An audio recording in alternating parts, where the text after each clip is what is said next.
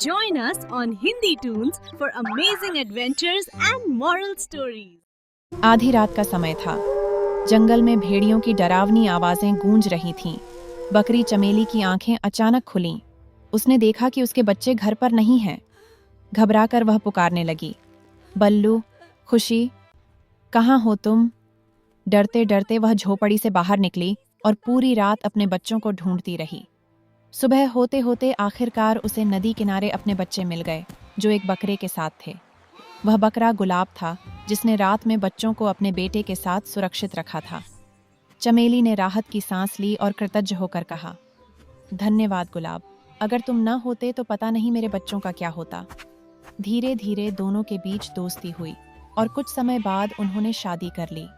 अब चमेली, गुलाब और उनके बच्चे मिलकर एक खुशहाल जीवन जीने लगे। लेकिन एक दिन गुलाब चारा लेने जंगल गया, जहां एक खूंखार शेर ने उस पर हमला कर दिया और उसे मार डाला। ये खबर सुनकर चमेली बुरी तरह टूट गई, लेकिन बच्चों के लिए खुद को संभाला और जीवन आगे बढ़ाया। समय बीतने लगा। गुलाब का बेटा पिंटू अब अपनी सौतेली माँ से ईर्ष्या करने लगा। उसे लगता था कि चमेली अपने सगे बच्चों को उससे ज्यादा प्यार करती है।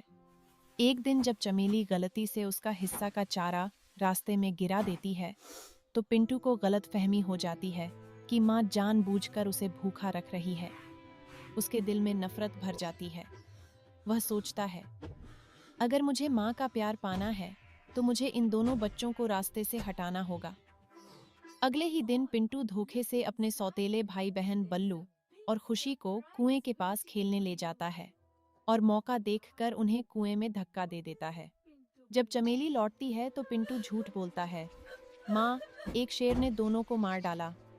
ये सुनकर चमेली फूट फूट कर रो पड़ती है, लेकिन उसे अपने सौतेले बेटे पिंटू पर पूरा भरोसा रहता है। कुछ दिनों बाद जब चमेली और पिंटू जंगल के रास्ते से गुजर रहे थे, तभी अचानक वही शेर सामने आ गया, जिसने गुलाब को मारा था। शेर गरज कर बोला, आज मैं तुम दोनों में से किसी एक को ही खाऊंगा। ये सुनकर चमेली बिना डरे बोली, मुझे खा लो, पर मेरे बेटे को छोड़ दो। ये सुनकर पिंटू सन्न रह गया। उसकी आंखों से आंसू बहने लगे।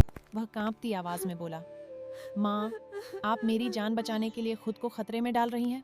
मैं तो आपका गुनहगार हूँ। और फिर उसने सब सच बता दिया। माँ, मैंने ही बल्लू और खुशी को कुएं में धक्का दिया था। मुझे माफ कर दो। चमेली की आंखों में आंसू भर आए। वह बोली, बेटा, माँ चाहे सगी हो या सौतेली, माँ कभी अपने बच्चों से नफरत नहीं करती। तूने गलती की, लेकिन मैं तुझे माफ करती हूँ। यह देखकर शेर भी भावुक हो गया।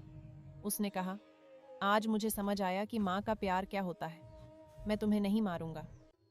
पिंटू चमेली के गले लगकर फूट फूट कर रो पड़ा और बोला, माँ, अगले जन्म में मैं सिर्फ आपका बेटा बनकर जन्म लेना चाहता हूँ। चमेली ने उसे गले से लगाया और प्यार से कहा, माँ आखिर माँ होती है, चाहे सगी हो या सौतेली।